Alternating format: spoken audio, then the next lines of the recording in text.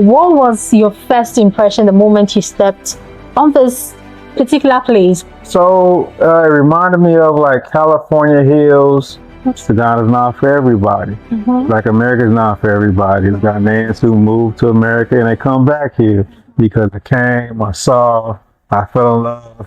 As soon as I touched the ground at the airport, and the rest is history. So for people who are looking forward to come to Ghana, they've been thinking about this for over 20 years, yet certain what to really do. What do you have to say to them?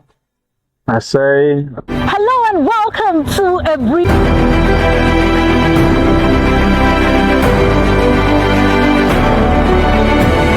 Right here in the heart of Aburi is an African American who is building very beautiful homes. What started for him as a personal vision to build his beautiful house has moved into a grander vision, but amidst the ambition, he has had his own set of challenges, but he has got a story to tell, one that will captivate and inspire you. There's a lot more to learn from this interview. You don't want to miss a thing. Welcome to my channel. My name is Sophia Fosua. Come with me. Let's find out more.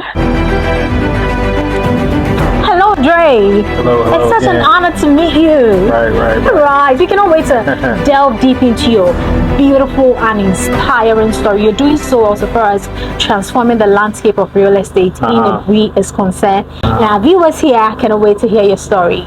I can't wait. Yeah, I guess we would have to go in there and start the conversation. Let's go. All right. Come with us. Drey, can you tell us about your personal background and your connection to Ghana and why you chose Aburi for your project? Yes, I love Aburi.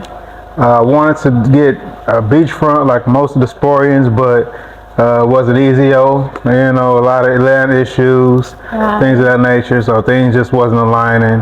I had a friend of mine who's been coming to Ghana since 2002 with Habasha, a great organization here in Ghana, and so he lives up here in the mountains. I got a friend who has some land here. Everything worked out with somebody else that he introduced him to, so I met him. Everything was transparent, everything checked out, and so, you know, I looked at the land, the beautiful views, you know, and so it was a no-brainer. Right. You know, so you need to see those views as we're showing on your screen at the moment.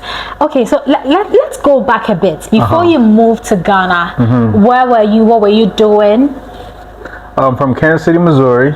I had a mentoring program. I mentored over 200 boys in Kansas City called Males to Men was my program. I had a greenhouse, a nonprofit, so I raised 35,000 tilapia, grew vegetables, gave them free to the people in the community. I have a fruit orchard now still in Kansas City, Missouri, 150 fruit trees there, but what is it, apples, pears, peaches, things of that nature. So a lot of agricultural work. I also did some real estate back home as well. Okay. How about Ghana, your connection to Ghana? Tell us a bit more about that. So yeah, I always knew I was going to move to Africa. I just didn't know when. I used to travel around the world, going all these different places, and I had to ask myself, why haven't I been to Africa yet? You know, Asia, South Africa, South America, you know, Caribbean, Mexico, Canada, all these different places. You know, I just didn't go to Africa. And so my friend was here. He'd been coming since 2002 and had all these questions like many people have. And he was like, just come. And so in 2019, the year of return, I came, I saw, I fell in love. As soon as I touched the ground at the airport, and the rest is history. Right. So what was your first impression the moment you stepped on this particular place where you're building your beautiful houses? So it reminded me of like California hills, California, where you have the rolling mountains and you have the city lights at night. So it reminded me of that without the California prices. Okay. You know what I mean? So you could connect what you were seeing here to that.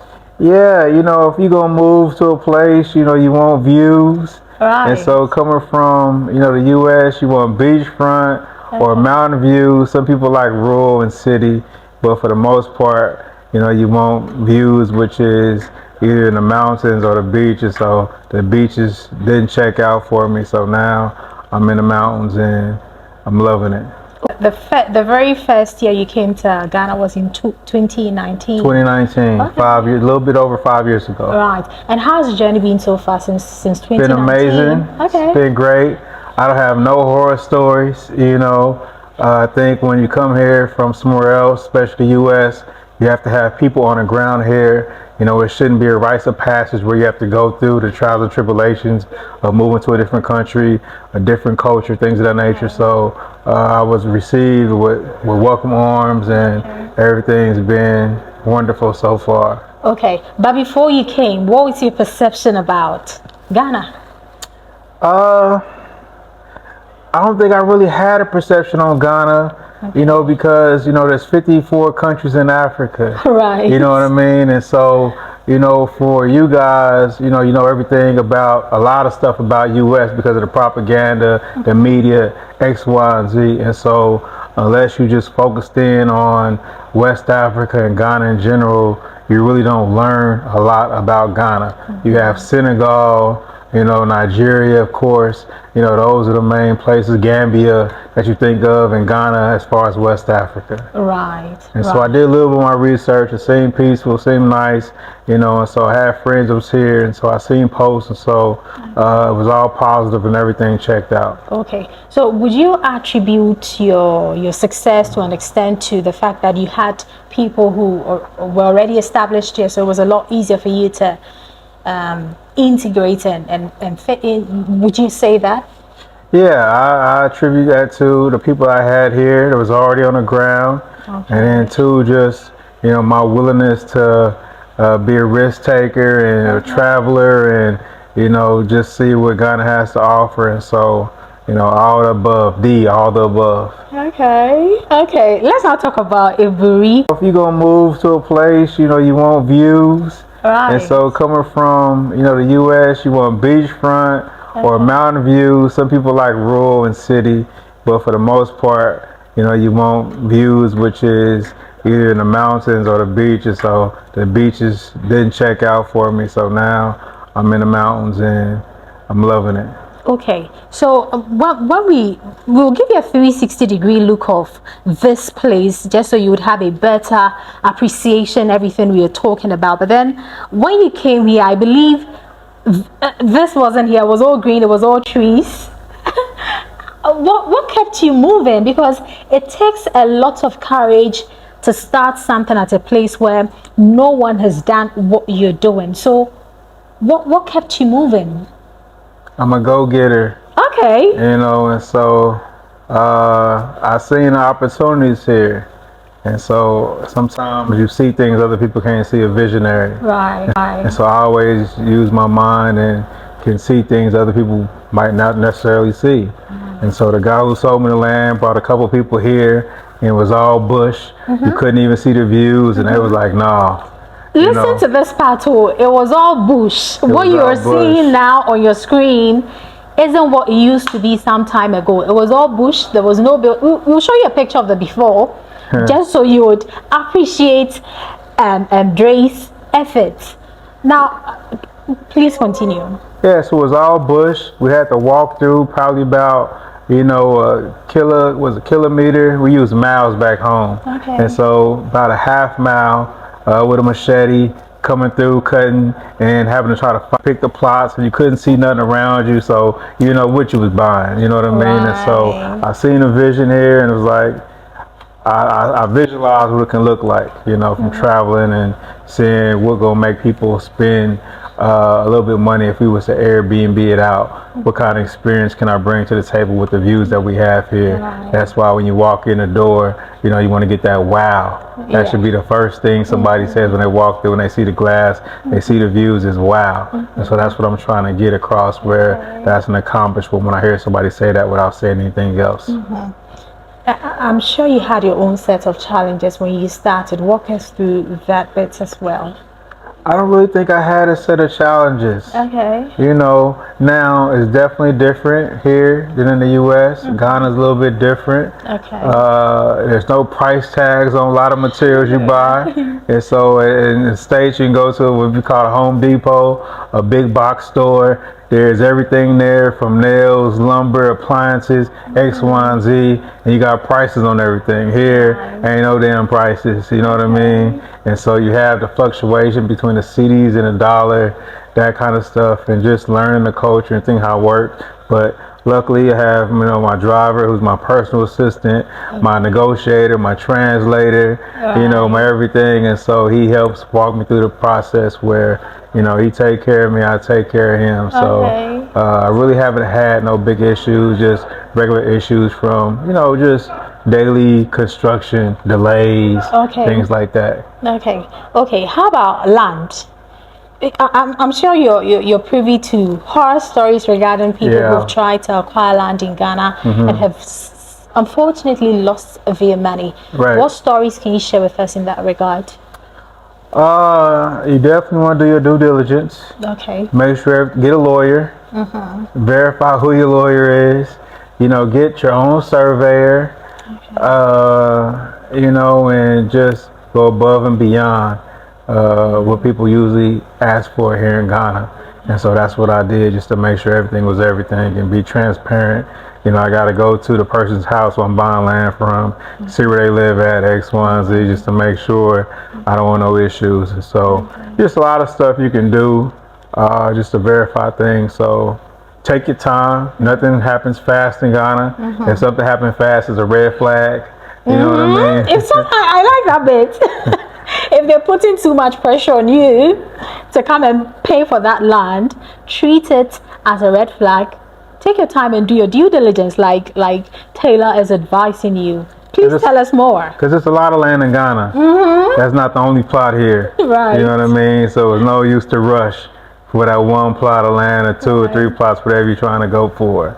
And so, I always look out when they're trying to rush you for payment without doing your due diligence and things like that. Testing land, coming by, talking to the locals who live in the area, just to verify things, just to make sure that you get a second and third opinion on where you're at and what you're doing. What's your experience with the locals around you? The experience been great. We roasting a couple goats and lamb tomorrow. You know what I mean? And so we get prepared. It's fresh. We roasting that tomorrow for the workers. We haven't had no theft on the property, so it's like a reward to say, hey, y'all guys been working hard. Let's eat good. We got some jollof coming. We got some Guinness, some clubs. I know you want to be here. So we're going to stop work early tomorrow, you know what I mean? Just kick back and listen to the music and have a good time. And so it's like, just rewarding the guys for being loyal, knowing that we're going to have work continue for the next 2 years. So, it's not a situation where I'm just coming trying to make money. It's like we can all survive and eat, you know what I mean, and work and make money here. So, so when I was coming with the cameraman, he was telling me about how bushy this place was some years ago. And the fact that you could hardly move in here with a car. But now the whole place has been the path has been cleared. It was a lot easier. We were able to climb with our car, and it was so easier. Walk us through all of those phases through to when you finished or completed this beautiful house, and then the other ones you're building as well. So it's different from the States when you're building and developing. In Ghana, if you're going to develop, you pretty much got to do everything if you're out in the bush. So you got to put your own road in. So you got to clear the road, put the roller out there to smooth it out. You got to bring your own power, so we have to put electricity poles up. Even though our homes and duplexes are all on solar and battery backup, for our condo units, we're going to definitely have to have power. And then for construction needs, we're going to have to use electricity. But those are some of the things: the gutters, the drainage, the boreholes, the septic systems, or the biodigesters. These are things that people don't think about, especially moving from the States, as far as the things you have to do once you move here and build here. So it's definitely different than what we used to in the U.S., but it's definitely rewarding knowing that you're putting in things that's going to help out the community. So we're going to eventually pave the road from the main junction. So we're going to put street lights up from the main junction. So, everybody's going to benefit from what we're doing here. So, I plan on doing like a recycling program where we're trying to get rid of all the plastics on the property. We're going to do a computer lab for the community so everybody has access to computers and free internet also in the area getting here. So like I said, we're trying to give back. We just don't want to take X, Y, and Z. And even though we cleared the roads and start building, we're going to put a lot of greenery back into the facility. I'm in agriculture, so we're going to have our avocado trees, our mangoes, our palm, all those different things here. So I believe in greenery and sustainability. Right. So we definitely going to be implementing rainwater catchment and things like that on the property where we're trying to be a sustainable development, with the solar, rainwater, food, earth bricks, what I mean, on the property that we built here. So it makes it more cooler than the regular cement bricks. Wow, you see how grand the vision is? At this point, I know you would want to come and pay Drey a visit, but he has beautiful houses up for sale. He's building beautiful ones. We'll give you a tour just so you'd have an idea what Drey is actually doing over here. So at this point, I know you want to come here. Don't worry, you can definitely get in touch for more details. But Drey, let's talk about the construction work, putting together a team to do what you're doing. How has the experience been like? I was fortunate and lucky. It was a Ghanaian who used to live in my city in Kansas City, Missouri. He lived there for 6 years. He went to study construction in the States, and so he reached out to me via Facebook, and he went to the same church as my accountant, and he went to the same, he also knew another developer there, so they both vouched for him back in the States. And so he was like, hey, my father do some development here in Ghana. Come check us out. And so he's pretty transparent, showed me the numbers. And we went to see the developments. And he pretty much lined up the contractors that we needed to do the work. And a lot of them guys are still here doing the work even today. And so I'm really, fortunate to have people who respected him enough to come here and respect me enough to do the quality work that you see here. Wow. You seem to have, you're a lucky man, should we say that? Yes. Okay. How does that make you feel? Because right from getting your land through to the construction, through to your integration in the community, it seems to have been a smooth journey for you. Yeah, because I always, in the States, I was building community. Okay. I was feeding my neighbors. I was mentoring boys. Okay. And so it was always about relationships, creating and established relationships, especially around food, and that's why we having our goats and lamb tomorrow, because you can build around food. Okay. And so this is some things that I learned back in the States where, we always come together for food. Right. And so it's one of those things where just building and establishing relationships and this spelling the myths of coming to Ghana, coming to Africa, where you hear these horror stories and people usually run with them. You know what I mean? Yeah. And so just saying, okay, we can come back home. Right. We can work with the people that's here together and establish and create opportunities and make it a better Ghana for all. Of the duplex, which has another unit on the other side. So this unit is 1,700 square feet, 3 bedrooms, 3.5 bath, 10K solar, 27K battery backup. So we're off grid here. Wow. Solar water heater, biodigester. So most people are familiar with that in Ghana, but as Diasporans, most people don't live off grid. They don't have solar water heaters. They don't have solar panels, and they own biodigesters. So totally different, even using earth bricks. So we're standing on a rooftop here of this property that's been bought by a Diasporian moving to Ghana. Oh, unfortunately, this one has been bought, but Drey definitely has a lot more coming up for you. So just get in touch for more details. Drey, it's not easy to come to a different country and start a business or start building your house. It's not easy. I have horror stories from people who have tried, and for for people who have had very bad experiences. Some of them have had to give up. Yeah. Tell us more about what keeps you going, your drive. It's not easy. I say this again because I know how difficult it is. Tell us a bit more about that. Yeah, so I always had a drive. I used to play sports, football, American football. So When the lights was on and that whistle blew, I was there. You know what I mean? So I always had a drive to go above and beyond. I played defense, so I was running through defenders, tackling people, you know, and so it was always a drive. And so this is easy, you know, coming from a place where I came from, you know, it's pretty rough, you know, pretty hard. And this is easy compared to where I'm from and what you pretty much go through being a black man in urban cities like Kansas City. So when people are like, oh, you scared to be up here in the mountains by yourself? And I'm like, no, you know, it's Ghana's peaceful for the most part. A lot of people do not know this about Ghana. Some people.